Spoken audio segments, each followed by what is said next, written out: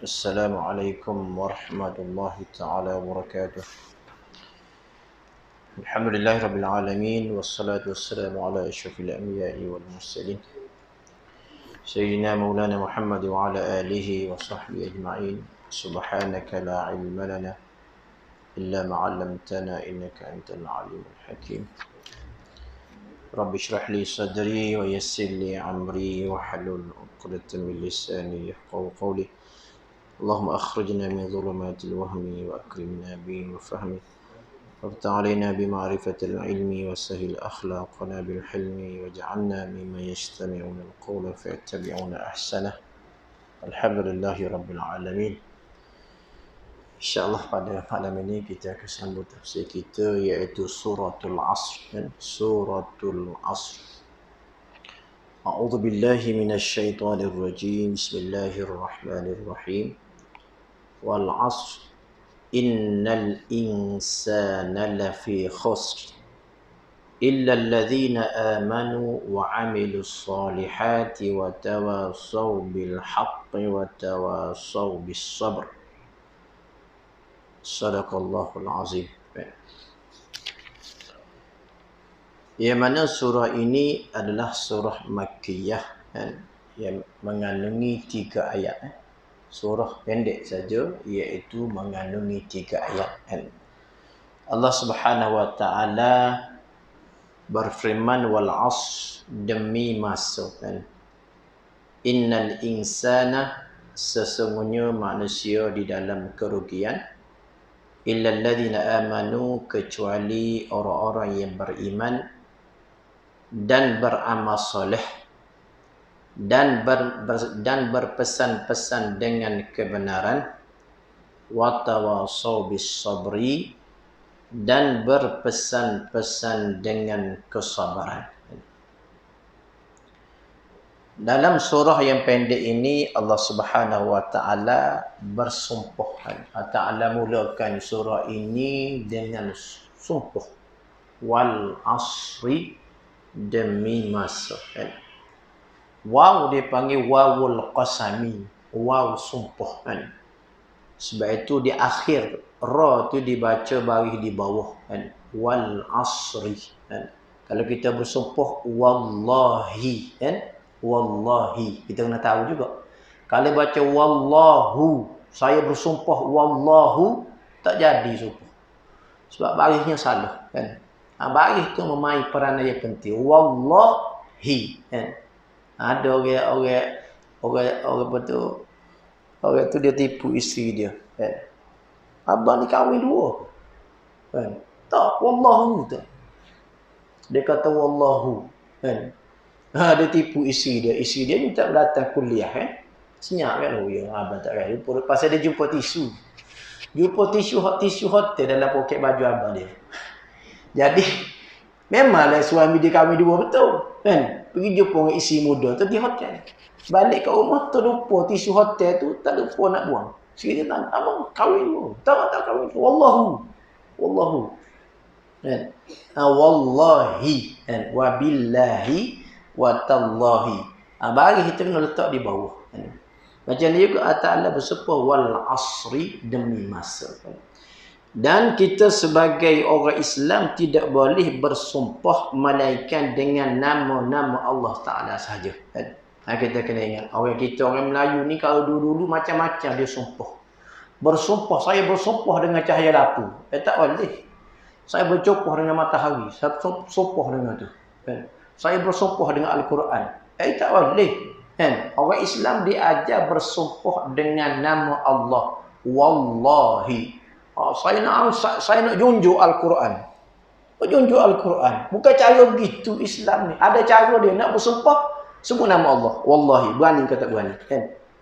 Kalau orang yang ada iman, kalau dia nak berbohong tak berani.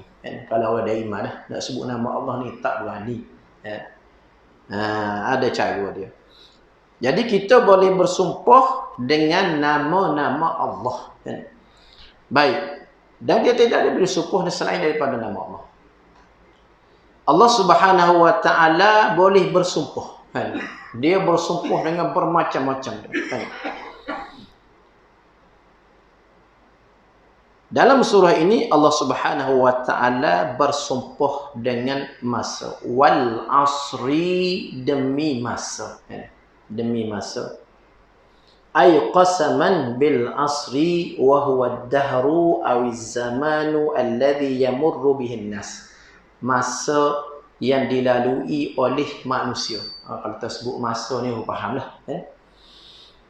Lima fihi minal ibar wa taqallubatil laili wan nahar, dan yang mana masa ini dalam tafsir dia sebut bersilih berganti malam dan siang. Sekarang malam, tak di siang, besok malam, besok pula siang, lepas tu malam, siang malam, siang malam, itu namanya masa.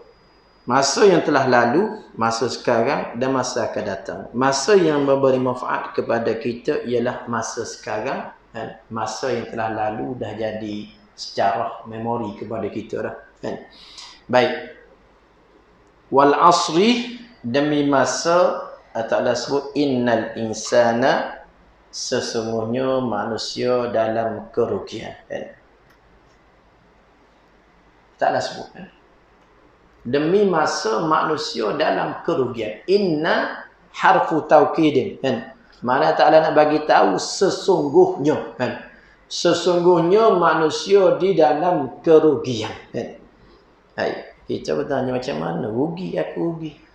Macam mana aku ni Ta'ala kata al-insan, mana semua manusia. Semua manusia berada di dalam kerugian. Dan Allah Subhanahu wa taala sebut rugi ni supaya manusia mengambil iktibar. Kita pun kalau sebut awak rugi lah hari ni, kita pun terkejut. Apa asal saya rugi? Tadi kat surau tadi YB datang bagi 1000 seorang. Kita pun terasa rugi aku tak. Bila? Tadi waktu sahur tadi. Maka menyebabkan kita terasa awak rugi. Kalau sebut kata awak rugi, kita pun terasa pasal rugi tadi.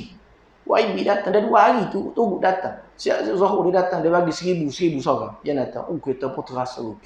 Rugi ni orang semua tak nak. Sugi ni daripada budak kecil sapalah orang dewasa, semua tak nak apabila sebut kata istilah rugi. Tak budak-budak gula-gula jatuh sebiji dia ambil. Duit jatuh dia ambil. Sebab apa? Sebab tak nak rugi. Semua jenis manusia yang ada akal semuanya tak nak rugi. Jadi Allah Ta'ala sebut innal insana lafi khusrin. Allah sebut bagi orang yang ada akal, bagi orang yang ada akal semua, menyebabkan dia terasa macam mana Allah kata aku ni rugi. Sedangkan aku dah ada semuanya. Semuanya aku dah ada. Innal insana lafi khusrin. Illa, Allah kecualikan. Ni saja orang tak rugi. Siapa dia?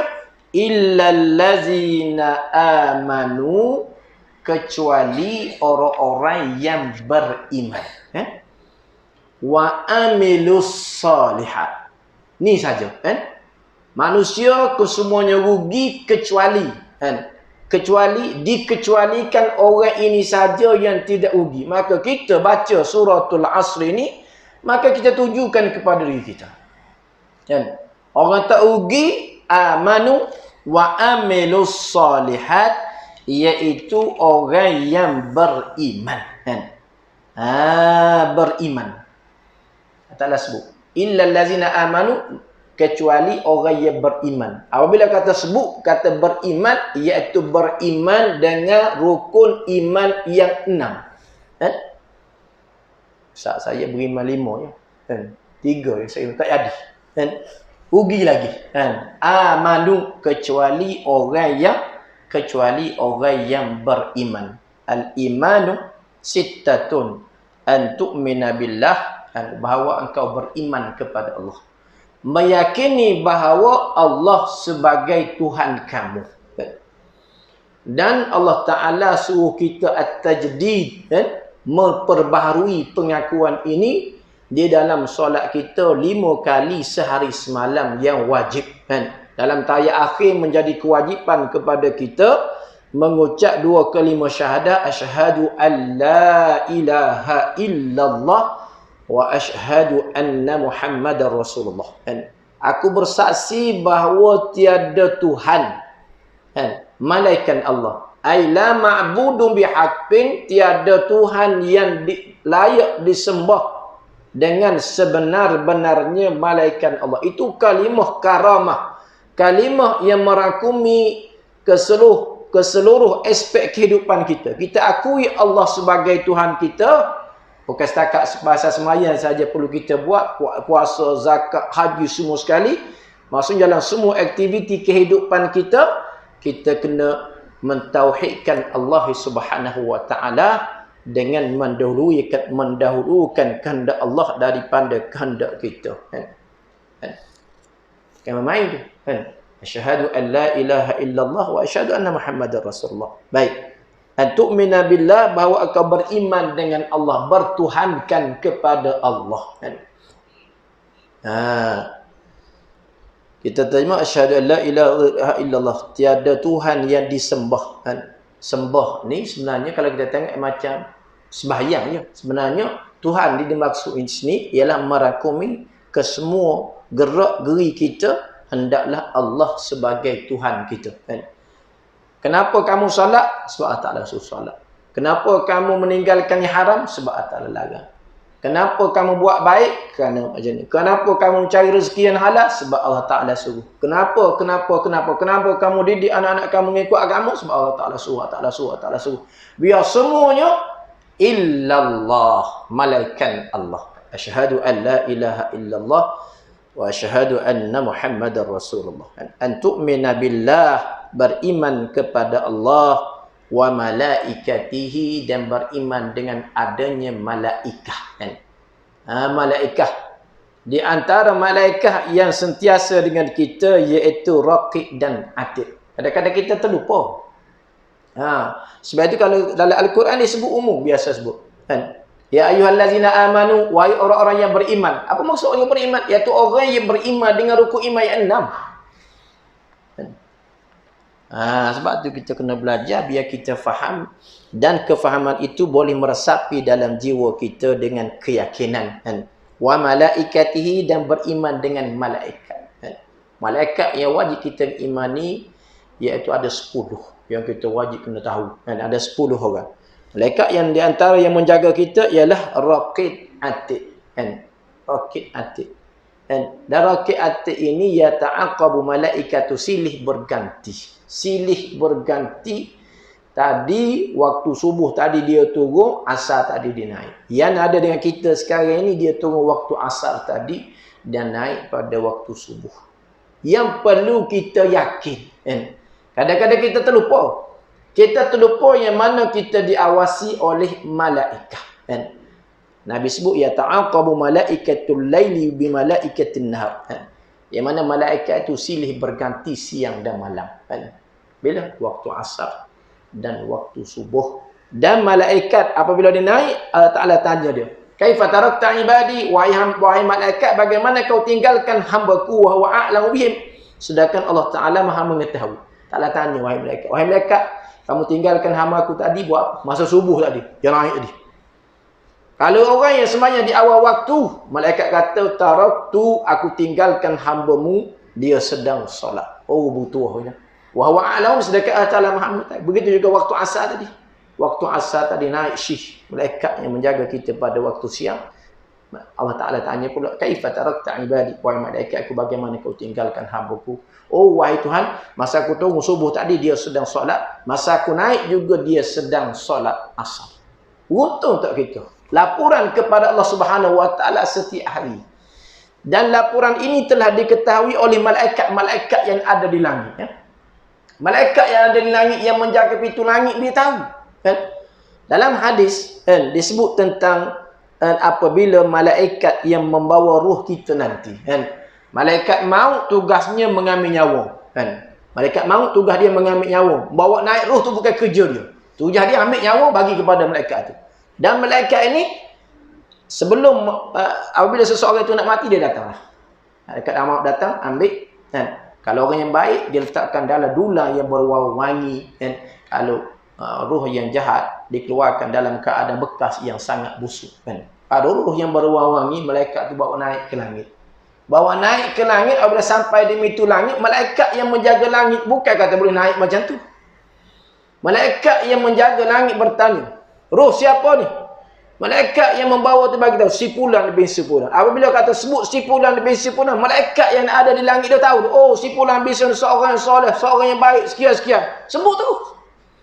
Buka pintu langit pertama, masuk pintu langit kedua. Begitulah sampai pintu langit yang ketujuh ditanya oleh malaikat, dan malaikat yang menjaga pintu langit telah mengetahui amalan seseorang ini. Rupa-rupanya kita diawasi oleh malaikat begitu ketat sekali. Tak boleh buat apa. Kan? Ada orang yang jahat bila sampainya rohnya sampai ke langit, menyebabkan bila malaikat tanya siapa roh sipulan bin sipulan ni? So sipulan bin sipulan, nama dia, oh dia ni orang jahat sekian. Maknanya kita diawasi oleh malaikat dan penduduk langit mengetahui apa yang kita buat di atas muka bumi ini. Kan? Ini iman. Iman Nabi sebut kepada kita ni tentang iman, keyakinan supaya kita jadi orang yang baik. Wa malaikatihi, dan beriman dengan malaikat. Malaikat ni la ya'sunallaha fima amarhum wa yaf'aluna ma yu'marun. Alaiha malaikatun syidadun la ya'sunallah. Allah Ta'ala bagi tahu malaikat ni, malaikat, sifat malaikat ni tidak menderhakai Allah, dan dia akan buat mengikut apa yang diperintahkan oleh Allah. Tak macam kita kalau kawan baik, kan, macam mana? Pasport mati ni, jalan lah. Cuba kalau kita ada masalah dengan custom, kalau kena kawan kita macam mana? Oh, kawan kita ni, kan, kawan baik rupa-rupanya ni. Macam mana? Aku ada masalah, okey, jalan lah. Nanti aku settle. Itu kita, malaikat la ya'sunallaha fima amarhum wa yaf'aluna ma yu'marun. Jadi malaikat beriman kepada malaikat, dan beriman wa kutubihi, beriman kepada kitab-kitab. Kitab yang terakhir sekali iaitu Al-Quran. Kitab-kitab yang perlu kita imani sebelum ini iaitu kitab apa? Kitab Taurat, Injil, Zabur. Taurat, Injil, Zabur, Al-Quran. Ada 4. Dan kitab-kitab terdahulu kita imani bahawa kitab itu datang daripada Allah sekadar itu saja. Dan kandungannya tidak sesuai lagi dipakai untuk umat Nabi Muhammad SAW. Tak sesuai dah. Kan? Kitab-kitab terdahulu yang mana kita yakini bahawa ianya memang datang daripada Allah dan hanya untuk tempoh tertentu sahaja. Kan? Setiap habis dah, tempoh dia dah habis dah, expired dah kitab dahulu. Kan? Jadi kitab yang dahulu itu tidak boleh dipakai lagi pada zaman Nabi Muhammad SAW. Apabila turunnya Al-Quran, maka kitab-kitab dahulu telah dinasahkan, dibatalkan.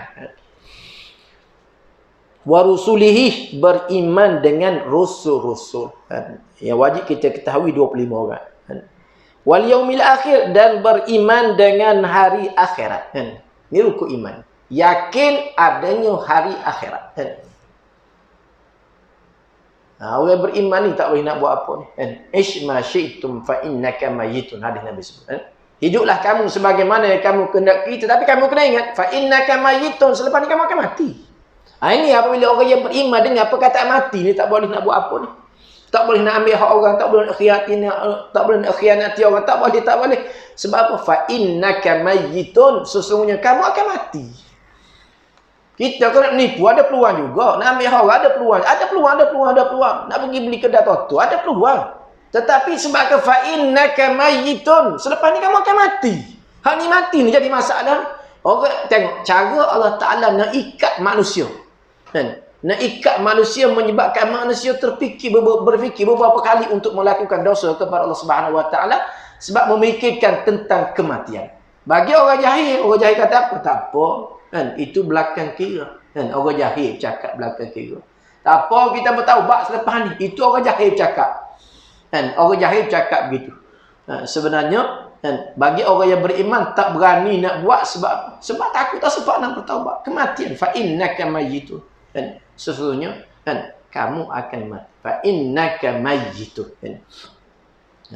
Tengok cara Allah Subhanahu Wa Taala nak mengikat manusia. Manusia dia ada break.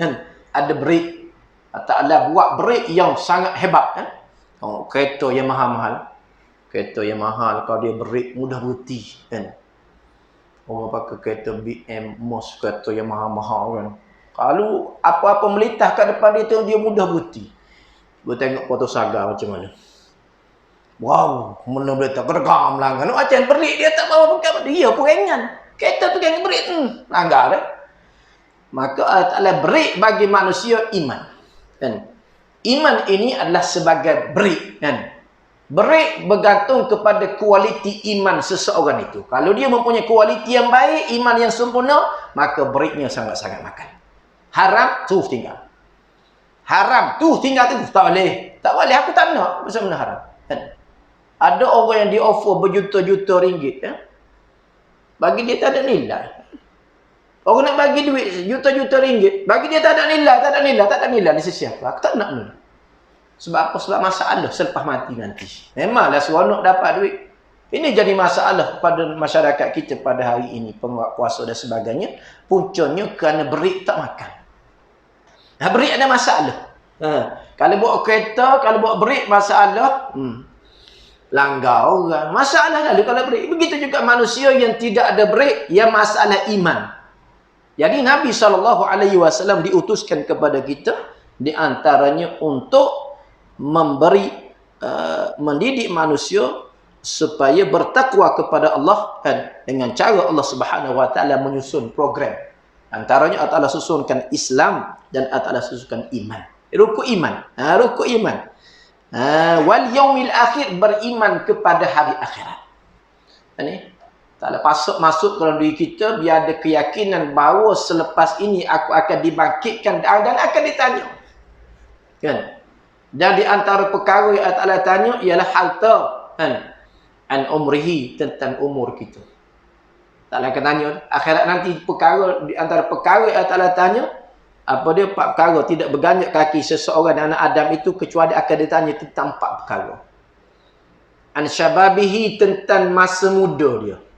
Syabab. Orang muda sekarang ni pun habis masa begitu saja. Berom situ, berom sini. Masa. Berom situ, berom sini. Masa habis begitu. An syababihi. Kita duk ingat kan masa muda ni masa enjoy. Kan? Boleh buat apa-apa. Rupa-rupa tak akan tanya. An syababihi, masa muda kamu buat apa masa muda? Masa tua tak kena tanya dah. Tak boleh buat apa. Tanya nak pergi. Nak main takraw tak boleh. Dulu takraw boleh. Kan? Terbang boleh. Sekarang tak payah cakap lah. Kan? Berlari, pikul-pikul jatuh masuk hutan, naik bukit, tak ada masalah. Sebab tu Allah Ta'ala tanya masa muda, masa tua Allah tak tanya dah. Tanya an syababihi, masa muda kamu buat apa? Ini perkara Allah Ta'ala kita semua ni akan tanya. Oi, nak jawab macam mana ya Allah? Kan? Masa muda aku habiskan begitu saja. Aku sekarang kita rasa menyesal di atas takut-takut kita guna masa muda, tidak mengikut cara yang Allah Ta'ala nak, maka kita masih lagi ada pula, ya Allah, aku minta ampun ya Allah, masa muda dulu aku sia-siakan ya Allah. Sebenarnya masa muda dulu aku boleh banyak buat. Syabab. Syabab ni iaitu selepas balik sehingga umur 40.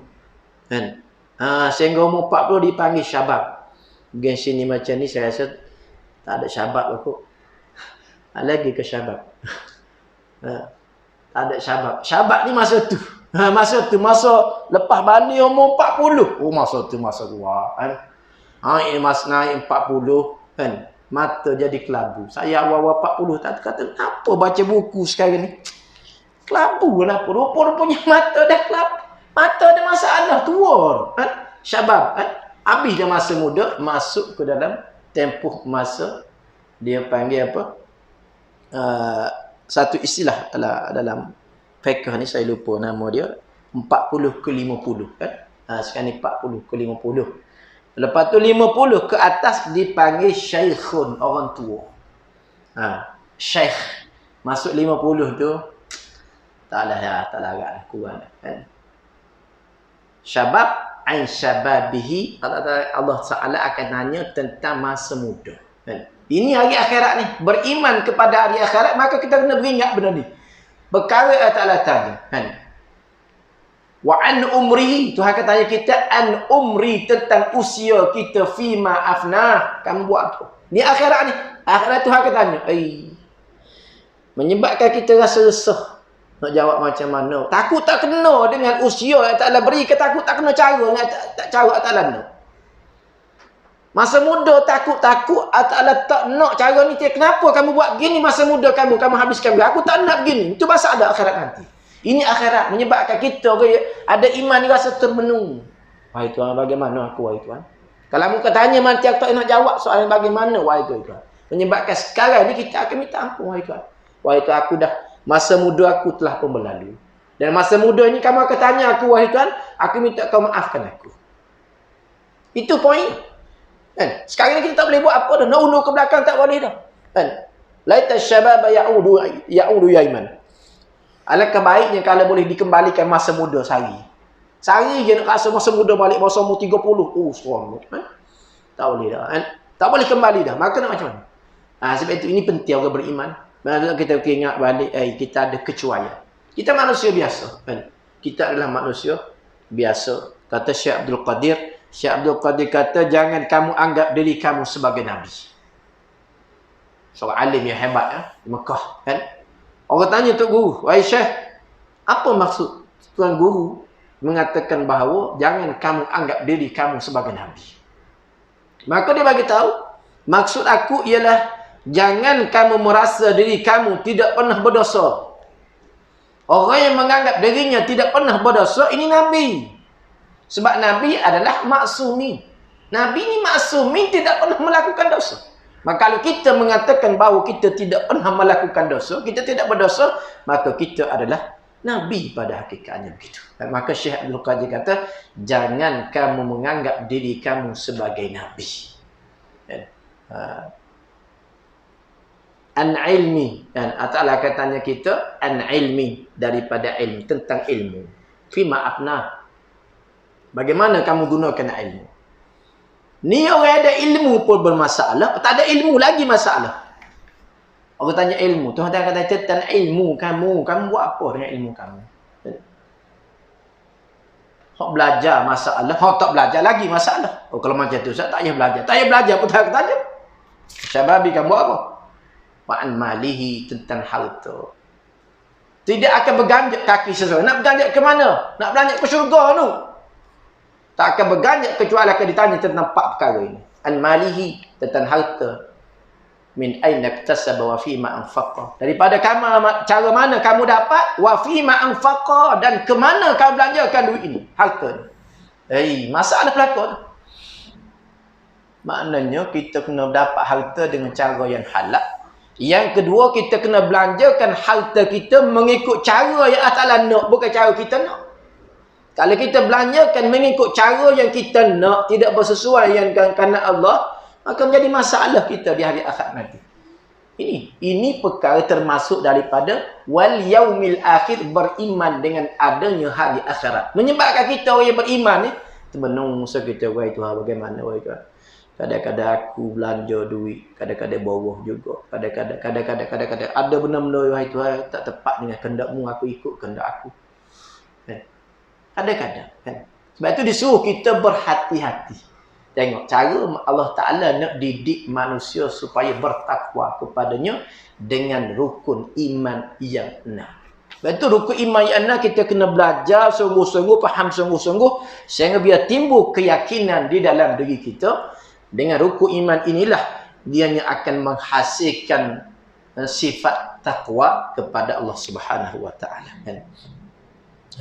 Wal yaumil akhir wabil qadri khairihi wa syarhi, dan beriman dengan qadar takdir baik dan buruk. Baik dan buruk. Kata Nabi SAW, ajibtu, aku kagum dengan orang-orang yang beriman. Apabila diberi nikmat, mereka bersyukur.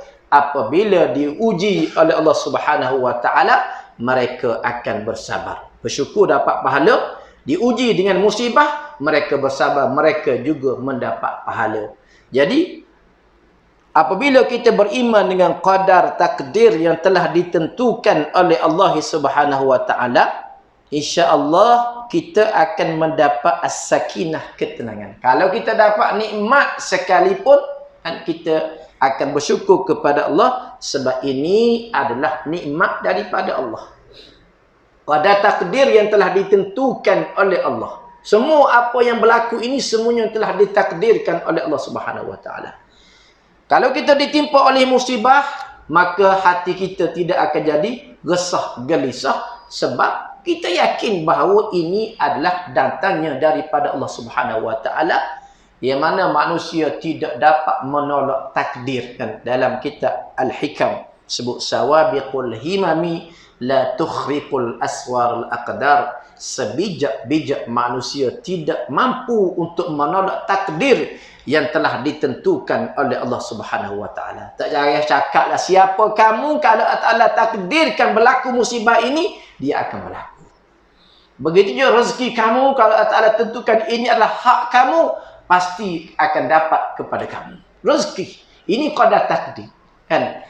Beriman kepada qada dan qadar yang telah ditentukan oleh Allah Subhanahu Wa Taala. Allah Subhanahu Wa Taala ini menjadi rukun iman kepada kita, dan supaya apabila kita dapat nikmat tidak jadi orang yang takabur, apabila kita ditimpa musibah maka kita tidak jadi orang yang resah gelisah dan yang gundah gulana dan sebagainya.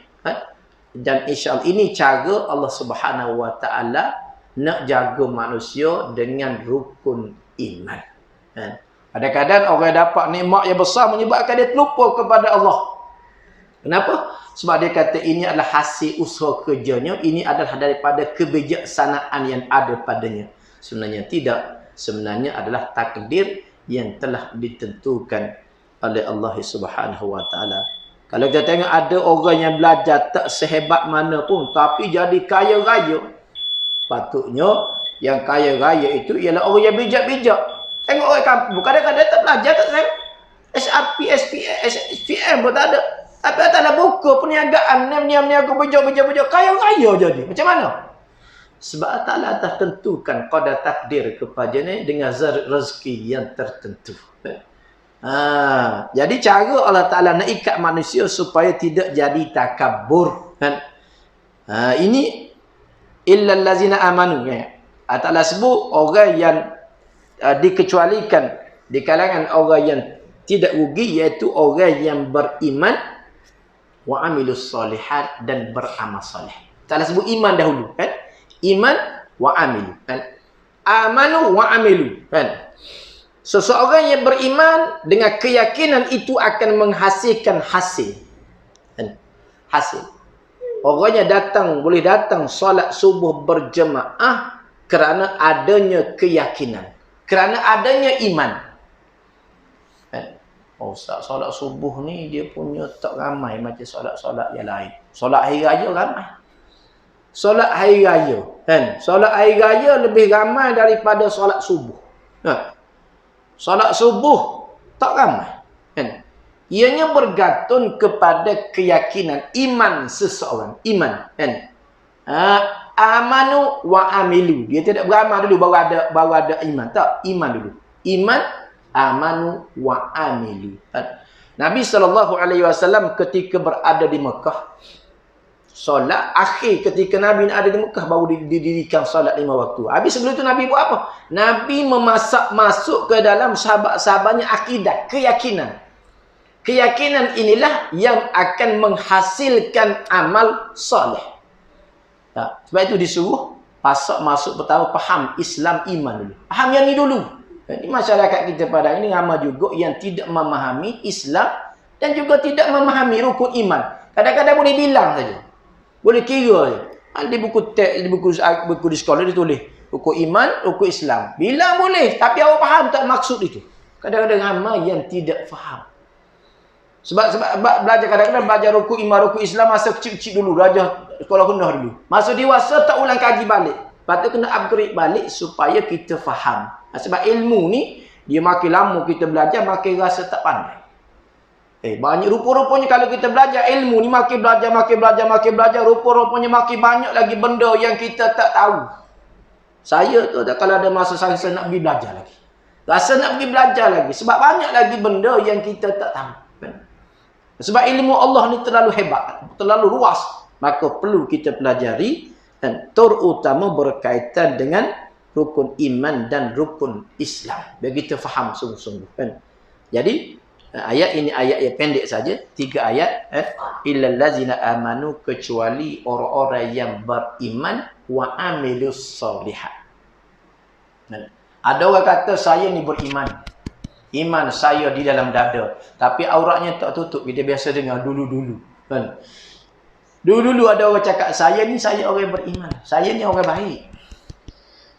Kan? Kadang-kadang orang yang membuat garisan baik itu mengikut cara kepala otak dia sendiri.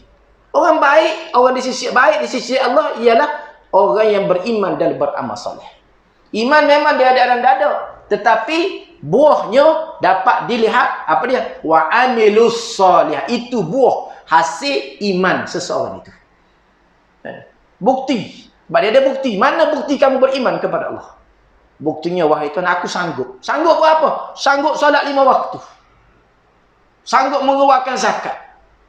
Sanggup meninggalkan perkara yang haram. Sanggup. Sebab apa? Sebab adanya keyakinan. Orang yang lemah imannya kadang-kadang, bukan tak ada iman, imannya tetapi lemah. Apabila lemah, dia tidak boleh menghasilkan amal yang soleh. Pokok yang layu. Pokok tu bukan mati, tapi dia, orang kata hidup segar mati tak mau. Layu. Keluar buah tak agak-agak. Tak ada keluar buah, tuan-tuan. Bunga pun tak keluar. Nak macam mana? Lemah. Begitulah iman kita. Kan? Maka bagaimana untuk menambahkan keimanan? Kena baca Al-Quran. Kena memahami Al-Quran, menghadiri majlis ilmu, membaca hadis Nabi SAW.